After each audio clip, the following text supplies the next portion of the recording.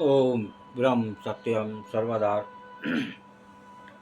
आज एक कबीर वाणी से उस प्रभु को जाने, वास्तव में प्रभु कौन है, किसको हम प्रभु माने। जो संसार में एक जिसने पूरा संसार रचा है वो है करतार, जिसके सहारे पूरा संसार चल रहा है। उसके बारे में ये वाणी क्या बयान कर रही है। एक प्रभु समय समय पर शरीर रच के आते हैं, वो जन्म लेके आते हैं, लेकिन वो अपने उसी शरीर में उस मन जो है वो आत्मा में लीन हो जाता है। वो सिर्फ वो प्रभु की लीला होती है जो रचते हैं, लेकिन हम उन्हें प्रभु मान बैठते हैं। लेकिन कौन हमारा साहिब है, कौन हमारा खुदा है, कौन हमारा परमात्मा है, सेवन करते हैं एक वाणी। जन्म मरण से रहित है, जन्म मरण से रहित है, मेरा साहिब सो।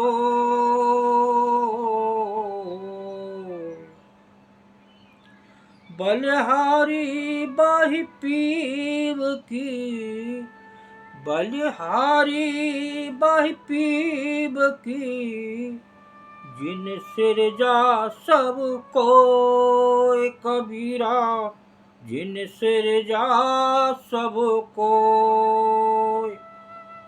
जन्म मरण से रहित है।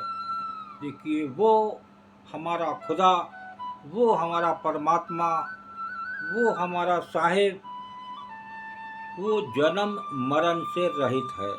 कभी भी वो परमात्मा का जन्म नहीं होता, वो जन्म से रहित होता है। वही हमारा परमात्मा है, वही हमारा खुदा है, वही हमारा साहिब है। मेरा साहिब सोए, बलिहारी बाहि पीव की, जिन सिरजा सब कोय। तो एक तो सबसे पहले इसको खूब समझ लें, वो निराकार है, उसका कोई आकार नहीं है। यारे सारे शास्त्र बताते हैं, और जन्म मरण से रहित है। तो जो जन्म मरण से रहित है वो ही मेरा साहिब है। देखिए, यहाँ पर साफ साफ ये वाणी संदेश दे रही है कि खुदा, परमात्मा, साहिब ये सब एक हैं। कृष्ण, राम, जितने भी ये नाम हैं, शंकर जी, नाम अलग अलग हो सकते हैं, लेकिन गिनती परमात्मा की एक है जो पूरे संसार को चला रही है। मैं उन स्वामी पर नछावर हो जाऊं जिन्होंने सबको रचा है। देखिए, ये कबीरदास जी के शब्द हैं, मेरी कोई इसमें वाणी नहीं है।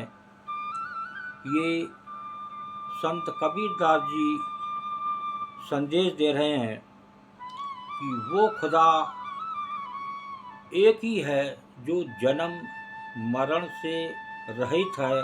कभी भी जो परमात्मा जिन्होंने ये संसार रचा उसका कभी जन्म नहीं होता। ये नोट कर लें, ये हकीकत है। हर शास्त्र बताते हैं कि वो निराकार है, उसका कोई आकार नहीं है। उसका आप जो भी आप सिमरन करते हैं या पूजा करते हैं तो उसके आनंद का एहसास कर सकते हैं। वो आनंद वही बता सकता है जिसने वो आत्म तत्व को जाना है, कहाँ से आया कहाँ नर जाए, कौन तेरो मकाम, मंगत सार विचारना मानुष जन्म का काम। ये है मानुष जन्म का काम, इसलिए जन्म मिला। और आज क्या क्या मानुष इस संसार में कर रहा है सबको खूब पता है, इसको बताने की ज़रूरत नहीं है।